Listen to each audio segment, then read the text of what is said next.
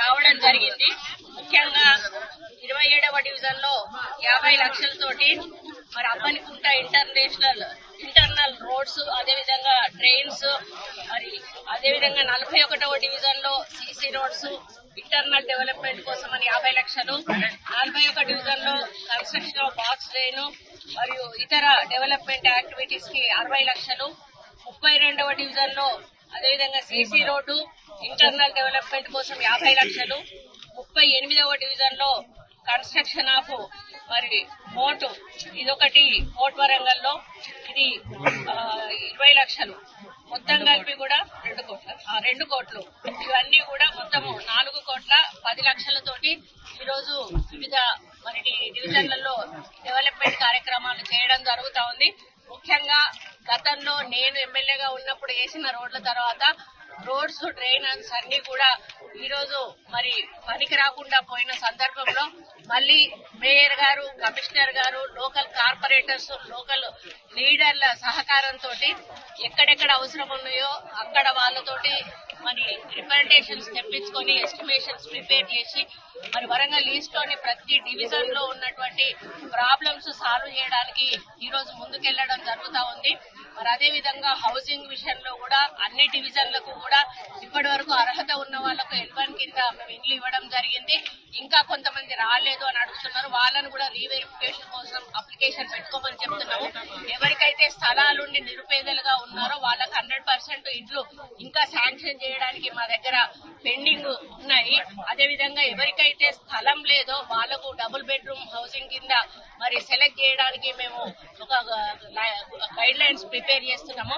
దాని ప్రకారమే వెరిఫికేషన్ చేసి దాదాపు 2200 డబుల్ బెడ్రూమ్ ఇండ్లు మన వరంగల్ ఈస్ట్ లో ఉన్నాయి. 2200 ఇండ్లను కూడా మేము ఈ వారం లోపల వాళ్లకు కేటాయించడం జరుగుతుందనే విషయాన్ని కూడా ఈ సందర్భంగా గుర్తు చేస్తూ మరి మన ముఖ్యమంత్రి గారు కూడా ఏదైతే వరంగల్ ను 2వ రాజధానిగా అభివృద్ధి చేస్తామన్న మాటకు కట్టుబడి మరి వచ్చే నెల ఫస్ట్ వీక్ లో మేబీ వచ్చే ఛాన్సెస్ ఉన్నాయి.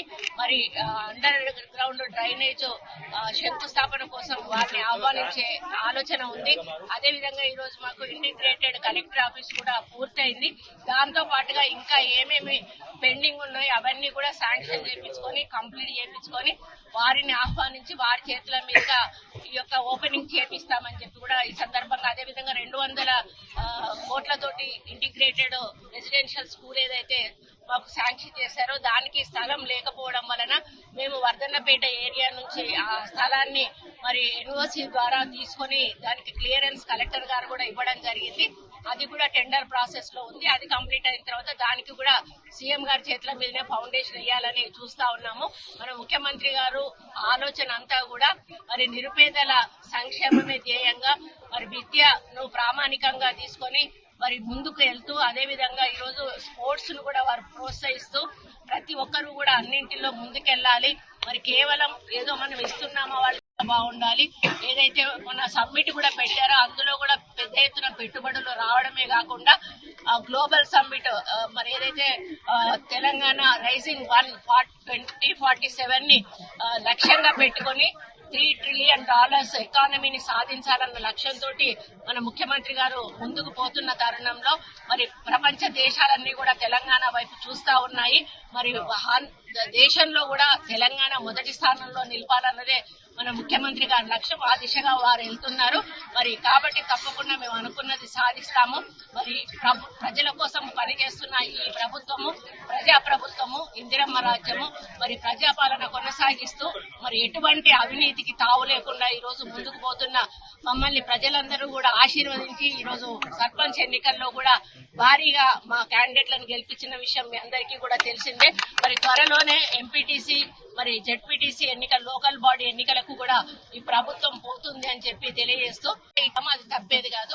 అది మనకు ఎంఆర్ఓల నుంచి ఆ లిస్ట్ అదంతా ఫైనల్ అయిన తర్వాత పంపిణీ. మేడం ఇంకోటి వరంగల్ తూర్పులో తేనెట విందు రాజకీయం అనేది ఒక మొదలైంది మేడం. అంటే మీరు ఇట్లా అభివృద్ధి కార్యక్రమం లేదు మీరు ఇక్కడ మీరు అభివృద్ధి కార్యక్రమాలు చేస్తున్నారు. ఇంకోటి మీకు అగెనెస్ట్ గా ఇంకో వర్గము తేనెటి విందుతో ఒక కార్యక్రమాలు చేసుకుంటూ వస్తున్నారు. కొన్ని రోజుల నుండి ఈ అనేది సంగతి అనేది జరుగుతుంది. దీని మీద మీరు ఏం అంటే మీరు కాన్స్టిట్యూషన్ కి దూరం ఉండడము. వచ్చినా రాకపోయినా కాన్స్టిట్యూన్స్ లో ఎక్కడా పనులు ఆగడం లేదు. నేను అన్ని కూడా అధికారులతో మాట్లాడుతూ, కార్పొరేటర్లతో మాట్లాడుతూ, ప్రతి ఒక్కటి కమిషనర్ తో మాట్లాడుతూ, కలెక్టర్ తో మాట్లాడుతూ, ఎప్పుడు ఏం కావాలి ఇప్పుడు ఇవన్నీ కూడా నేను ఇక్కడ వచ్చి చేసినాయి.